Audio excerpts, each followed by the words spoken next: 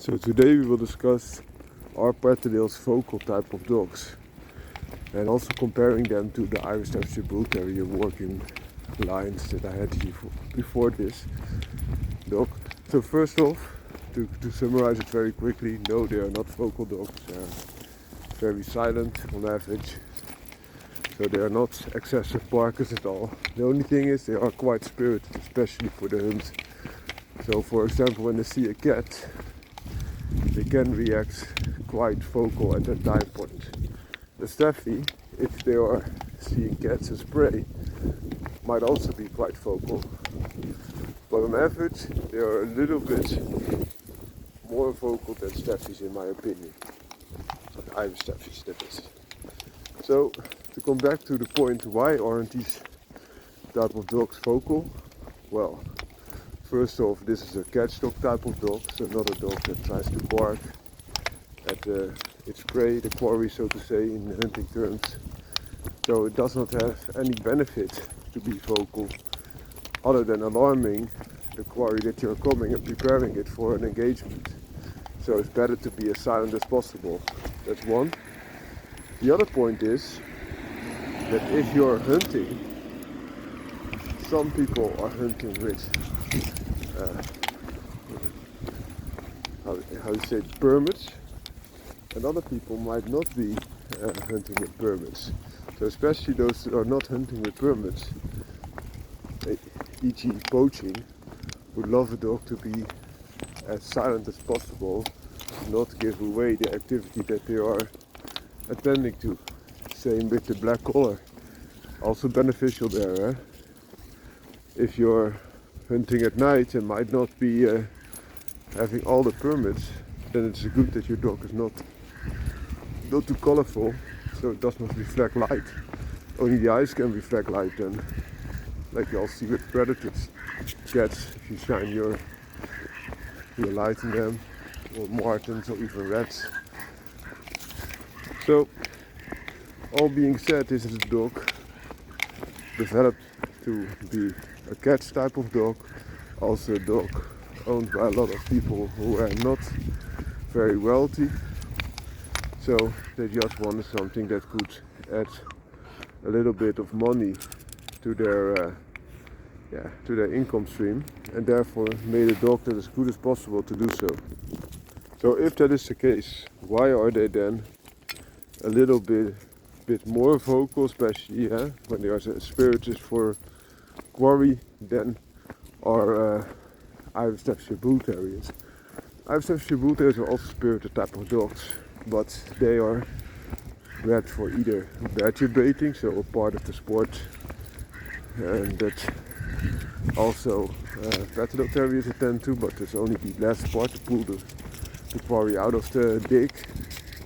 And Patterdale Terriers will also engage in the ground. But also they have the most of their rights of how to say this. The rights for its original use was as a dog in the sense of the original Bull and Terrier, so a dog that went into the pit. So the half and half bull, half terrier, etc. And in the pit, the use of barking or something else that is vocal is only going to use energy. You will not bring them forward. So if you see boxers in the ring, or kickboxers or what have you, you also don't see them running their mouth, because they have their mouthpiece in to protect their teeth, and they want to rather use their energy for nice trees, autumn trees.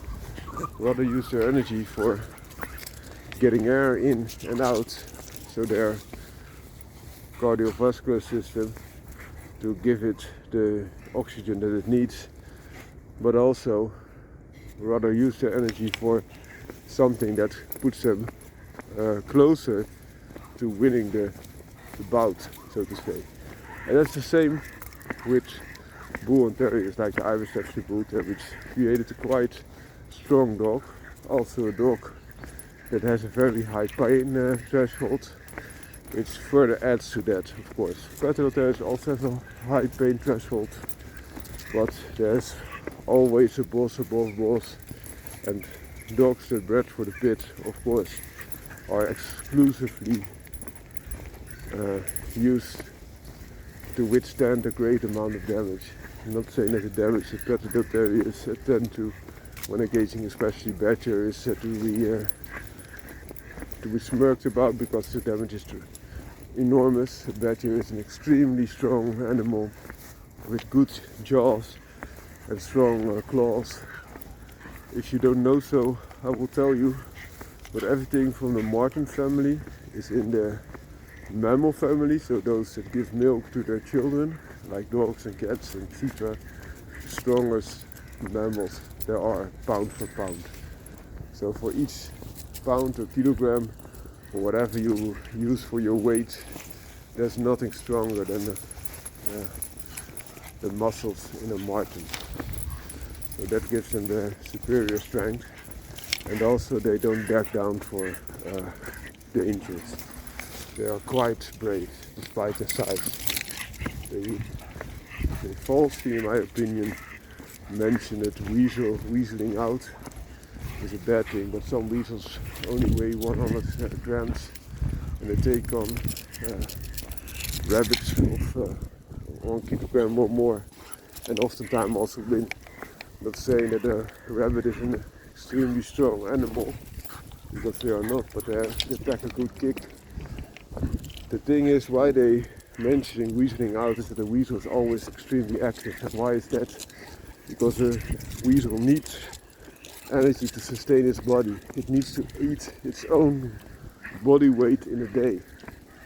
So think about it. If you're a man of 80 kilograms, you need to eat 80 kilograms of food each day because you're that active and small. Smaller dogs, of course, also have different heat management. A very small dog will eat more for each kilogram of body weight than a very big dog, especially due to the added activity, but also because they are less able to have the heat management in a place that they don't use a lot of energy all the time, because they are that small. The other way around, they are very active and normally can also easily get the heat out of the system. That's the reason why, for example, a FedEx, which is the desert type of fox, is very small and has very big ears to dissipate the heat, whereas polar foxes are quite big. And also the foxes that they have in the border region of England and Scotland, where the Patterdale Terrier origins, are very big. It's more the northern region,